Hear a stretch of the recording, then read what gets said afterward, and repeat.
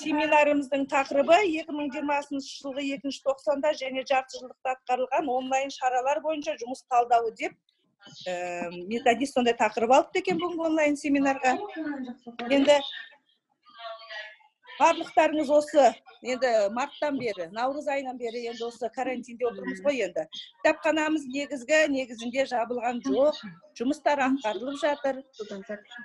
Негізі кезінде шақыртып келтіре алмайтын адамдармен онлайн кездесулер өткізіп жатырсыздар, тікелей эфирге шығып жатырсыздар. Негізінде өте жақсы жұмыстар атқарылды. Оны негізінде облыстық кітапханада айтып жатыр директор Ғалия Сламбаевна, ұлттық академиялық кітапхананың директоры Мұңалбаева Дәуренбек қызы.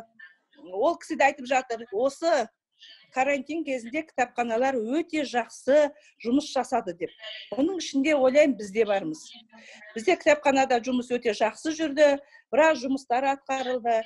Оның арасында біз жаңа ештеңеден қалып жатқан жоқпыз. Байқауларға да қатысып жатырмыз. Өздеріңіз білетіндей, үлгілі отбасы байқауына қатыстық. Оған өздеріңіз білесіздер, Ақши ауылдық балалар кітапханасының кітапханашысы Набира Амантаева қатысты. Оған қолдау көрсетулеріңізді сұраймын.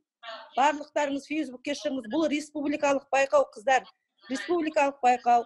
Соған Фейсбукқа жарияланды. Оны біз жарияламадық. Оны біз облыстық кітапханаға жібердік. Облыстық кітапхана іріктеп алып, ұлттық академиялық кітапханаға жіберді. Бізді Набира сол байқауға өтті, қыздар. Өздеріңіз көріп отырған шығарсыздар. Енді соған қолдау көрсетіп, лайк басып, комментарий жасап, қыздар соған қолдау көрсетіңіздер. Қанша лайк жинайды, қанша комментарий көп жинайды, сол бойынша бағаланады. Сол бойынша бізге орын береді. Сол үшін қолдау көрсетулеріңізді сұраймын.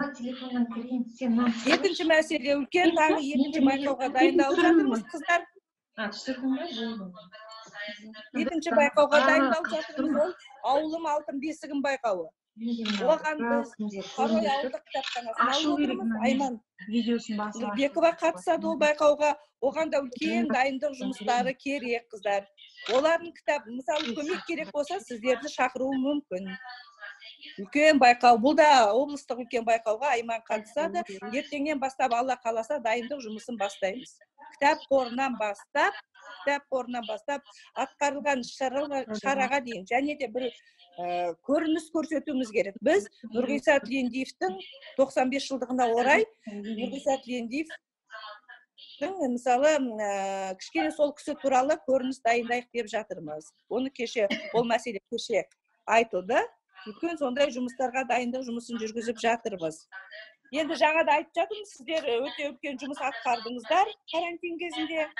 Ешкімде қалыс қалған жоқ, барлықтарыңызда шамаларыңыз келгенше жұмыстарыңызды атқарып, көптеген кездесулер, көптеген тікелей эфирларға, онлайн видеолар, онлайн кітап көрмесіне шолулар өткіздіңіздер. Осы жұмысты ары қарай жалғастырамыз. Абай оқуларына жақсы қатыстыңыздар челленджге, және мына ұлы жеңістің 75 жылдығына орай өткен жеңіс 75 челленджіне жақсы қатыстыңыздар. Біз кітаппен біргеміз, біз үйдеміз деген челлендждер өте жақсы, үлкен дәрежеде өтті. Оны облыстық кітапхананың директоры да, ол академия кітапхана директоры да үлкен атап өтті.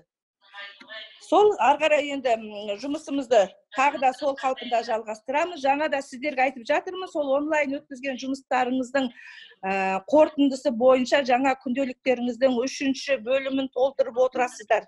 Сол бойынша жұмыстарыңыз бағаланады. Сол бойынша мына кітапханаға келушілер саны есептелінеді. Бұның барлығын қазір сендерге қыздар өздері түсіндіріп айтады. Келесі тақырып бойынша қазір енді жұмысымызды жалғастырамыз. Қыздар, барлықтарыңа сәттілік тілеймін. Келесі сөзді енді қыздар Жанат өзінің тақырыбы бойынша, содан кейін Сымбат Аманжол қыз өзінің тақырыбы бойынша сіздерге жұмыстарды айтып өтеді, атқарған жұмыстарыңыз туралы. Сұрақтар